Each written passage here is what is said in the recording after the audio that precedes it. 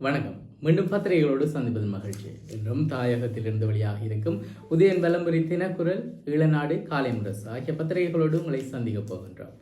இன்றைய தினம் 23ஆம் தேதி ஜூன் மாதம் 2025ஆம் ஆண்டு திங்கட்கிழமை. இந்த நாள் உங்கள் எல்லோருக்குமே பாதுகாப்பான இனிய நல்லதொரு நாளாக அமையட்டும்.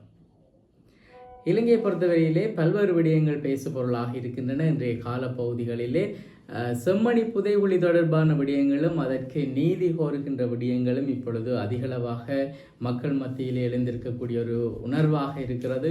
இப்பொழுது போராட்டங்கள் ஒழுங்கமைக்கப்பட்டிருக்கின்றன. அந்த போராட்டத்துக்கு ஏற்றாற்போல பலரும் தங்களுடைய ஒத்துழைப்புகளை இந்த போராட்டத்துக்கு வழங்குவதற்கு தயாராக இருக்கிறார்கள். இது ஒரு புறம் இருக்க, உலக நாடுகளை பொறுத்தவரையிலே பல்வேறு விடயங்கள் இப்பொழுது பேசு பொருளாக இருக்கிறது. அதிலே ஒன்று இஸ்ரேல் ஈரான் தொடர்பான ஒரு யுத்தம் தொடர்பான பிரச்சனைகள், அதிலே அமெரிக்காவினுடைய தலையீடு, அதே போல் ஈரானுக்கு ஏனைய அரபு நாடுகள் ஒத்துழைக்காமை, அதே போல் ரஷ்யா மற்றும் சீனாவினுடைய மறைமுகமான ஒத்துழைப்பு நேரடி ஒத்துழைப்பாக மாறுகின்ற போது அது உலக யுத்தமாக மாறும் என்கின்ற விடயங்கள் என பல விடயங்கள் இப்பொழுது பேசப்படுகின்றன. இன்றைய பத்திரிகைகளில் இருக்கக்கூடிய செய்திகளில் எங்களுடைய பிரதேசம் சார்ந்த செய்திகளுக்கு முக்கியத்துவம் கொடுத்து அவற்றை நாங்கள் பார்க்கலாம். அந்த விதத்திலே முதலிலே உதயன் பத்திரிகையின் தலைப்பு செய்தியாக கொடுக்கப்பட்டிருப்பது செம்மணி புதைகுழிக்கு நீதி கோரும் அணையா விளக்குக்கு அனைவரும் பேராதரவு, ஒற்றுமையாக அணிதிரள அழைப்பு விடுக்கப்பட்டிருக்கிறது. இவ்வாறு அந்த செய்தி விரிவாகவும் செல்கிறது. யாழ்ப்பாணம் மரியாளை சித்துபாதி மனித புதைகுழி உண்மை கண்டறியப்பட்டு நீதி நிலைநாட்டப்பட வேண்டும் என்று வலியுறுத்தி இன்று ஆரம்பமாக உள்ள அணையா விளக்கு 3 நாள் கவன ஈர்ப்பு போராட்டத்துக்கு பல தரப்புகளும் ஆதரவு தெரிவித்திருப்பதாக அந்த செய்தியில் குறிப்பிடப்பட்டிருக்கிறது. முன்பக்க செய்திகளிலே எம்பிக்களின் பாதுகாப்பு, ஜனாதிபதி இறுக்கம் என்கின்ற விடயங்களும், கல்லுண்டாய் குப்பை மேடு தானாகவே எரிகிறதா, மாநகர சபை விளக்கம் என்கின்ற விடயங்களும், நாடாளுமன்ற ஊழியர்களுடைய உணவு கட்டணங்கள் குறைப்பு என்கின்ற விடயங்கள், இந்தியாவுக்கு தப்பியோடிய குற்றவாளிகள் கடலில் கைதாகி இருக்கிறார்கள், சாவச்சேரி பிரதேச சபை சைக்கிள் வசமாக வாய்ப்பு இருப்பதான விடயம் சொல்லப்பட்டிருக்கிறது. அதாவது சாவச்சேரி பிரதேச சபைக்கான தவிசாளர், உப தவிசாளர் தெரிவு இன்று நடைபெற உள்ள நிலையில் தமிழ் தேசிய பேரவை சபை, அதாவது தமிழ் தேசிய பேரவை சபையினுடைய ஆட்சியை கைப்பற்றும் என்று எதிர்பார்க்கப்படுவதாக அந்த செய்தியில் சொல்லப்பட்டிருக்கிறது. இன்று வருகிறார் வோல்கர் டெர்க் என்கின்ற ஒரு விடயம் சொல்லப்பட்டிருக்கிறது. 9 ஆண்டுகளின் பின்னர் இலங்கை வருகின்ற ஐநா மனித உரிமை ஆணையாளர் என்பதாக அந்த செய்தி அமைய பெற்றிருக்கிறது. அவர் நடமாடுவதற்கு எந்த விதமான கட்டுப்பாடும் இல்லை என்கின்ற விடயத்தை இலங்கை அரசாங்கமும் தெரிவித்திருக்கிறது. காணி விடுவிப்புக்காக 2ஆம் நாளாகவும் போர் என்கின்ற விடயம் சொல்லப்பட்டிருக்கிறது. வலிகாமம் வடக்கில் உள்ள 2400 ஏக்கர் மக்கள் காணிகளை விடுவிக்க கோரி மயிலட்டியில் முன்னெடுக்கப்பட்ட போராட்டம் நேற்று 2வது நாளாகவும் தொடர்ந்ததாக அந்த செய்தியில் குறிப்பிடப்பட்டிருக்கிறது. யாழ்ப்பாணத்தில் நேற்று பேய் காற்றுடன் மழை என்கின்ற ஒரு தலைப்போடு செய்தியை பார்க்க முடிகிறது. யாழ்ப்பாணம் மாவட்டத்திலே நேற்று மாலை கடும் காற்றுடன் கூடிய மழை வீழ்ச்சி பதிவாகி இருக்கிறது.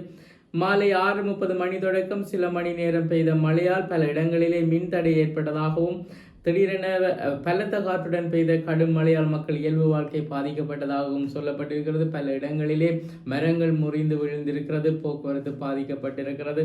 அந்த வகையிலே அந்த செய்தி அமைய பெற்றிருக்கிறது. ஈரான் அணு உலைகளிலே அமெரிக்கா தாக்குதல், மூலமா 3ஆம் உலக போர் என்பதாக ஒரு செய்தி பார்க்க முடிகிறது.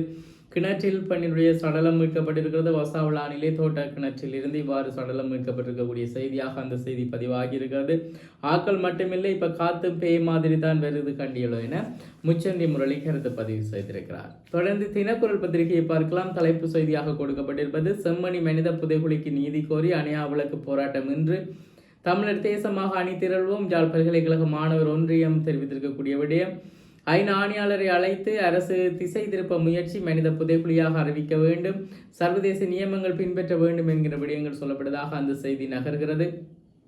இதே நேரத்தில் இருள் சூழ்ந்த செம்மணி மனித புதைகுழிக்கு ஒளிபாய்ச்ச வாரீர் மக்கள் செயல் அமைப்பு அழைப்பு என்பதாக ஒரு செய்தி பார்க்க முடிகிறது.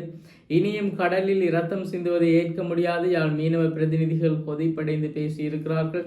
இனியும் கடலிலே இரத்தம் சிந்துவதையோ இவ்வாறான உயிரிழப்புகள் ஏற்படுவதையோ ஏற்றுக்கொள்ள முடியாதென யாழ்ப்பாணம் கடற்தொழிலாளர் சங்கங்களைச் சேர்ந்த பிரதிநிதிகள் தெரிவித்திருப்பதாக அந்த செய்தி நகர்கிறது.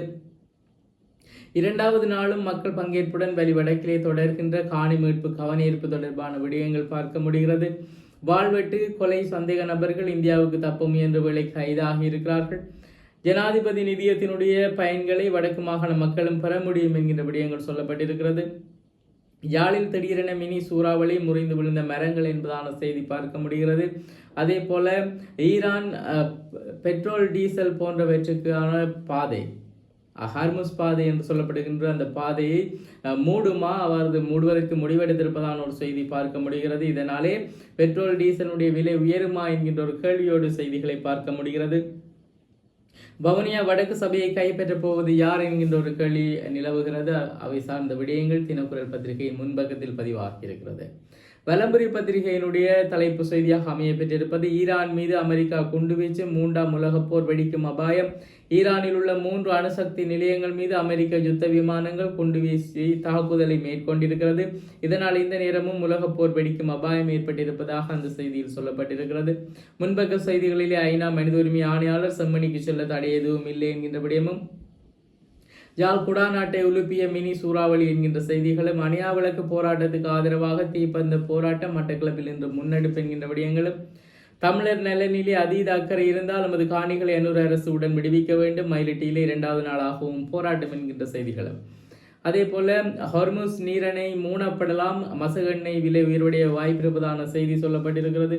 போதை வஸ்துக்களோடு யாழிலே ஒருவர் கைதாகியிருக்கிறார். தோட்ட கிணற்றிலிருந்து குடும்ப பெண்ணருடைய சடலம் மீட்கப்பட்டிருக்கிறது. வசாவளானிலே இந்த சம்பவம் பதிவாகி இருக்கிறது. கிளிநொச்சியிலே கோர விபத்து, ஒருவர் பலி, ஒருவர் படுகாயம் என்கின்ற ஒரு செய்தியும் இன்றைய வலம்புரி பத்திரிகையில் இடம்பெற்றிருக்கக்கூடிய செய்தி. தொடர்ந்து ஈழநாடு பத்திரிகையை பார்க்கலாம். தலைப்பு செய்தியாக கொடுக்கப்பட்டிருப்பது அணியா விளக்கு போராட்டம் இன்று என்பதாக அந்த செய்தி அமைய பெற்றிருக்கிறது. சகலரும் போராட்டத்துக்கு அணிதிரள வேண்டும் என்கின்ற அழைப்பு கொடுக்கப்பட்டிருக்கிறது. செம்மணிக்கு நீதி கோரி மட்டக்களப்பில் தீப்பந்த போராட்டம் என்கின்ற செய்திகளும், இன்று நாட்டுக்கு வருகிறார் ஐநா மனித உரிமை ஆணையாளர் என்கின்ற செய்திகளும் பார்க்க முடிகிறது. அதே நேரத்திலே மேலும் பல முக்கிய செய்திகளை இன்றைய பத்திரிகைகள் தாங்கி வந்திருக்கிறது. அதாவது யாழ்ப்பாணத்தில் நேற்று இடம்பெற்றிருக்கக்கூடிய திடீர் மழை, காற்று போன்றவற்றால் ஏற்பட்டிருக்கக்கூடிய அவல நிலைகள், வலுசக்தி உற்பத்தி திட்டத்துக்கு $15 கோடி நிதியுதவி என்கின்ற விடயங்களும் பார்க்க முடிகிறது.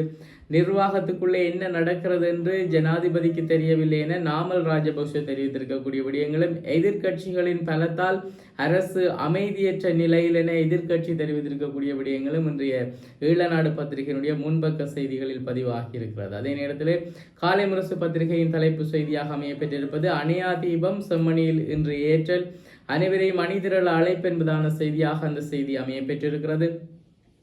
எரிபொருள் விலை எகிரும் ஆபத்து என்கின்ற விடயம் சொல்லப்பட்டிருக்கிறது. அதாவது ஈரானுக்கும் இஸ்ரேலுக்கும் இடையே யுத்தம் தீவிரமடைந்த நிலையிலே பாரசீக வளைகுடாவையும் அரபிக்கடலையும் இணைக்கின்ற ஹார்முஸ் நீரணையை மூடுவதற்கு ஈரான் முடிவு செய்திருப்பதால் சர்வதேசத்திலே எரிபொருள் நெருக்கடி ஏற்படும் என்கின்ற அச்சம் நிலவுவதாக சொல்லப்பட்டிருக்கிறது.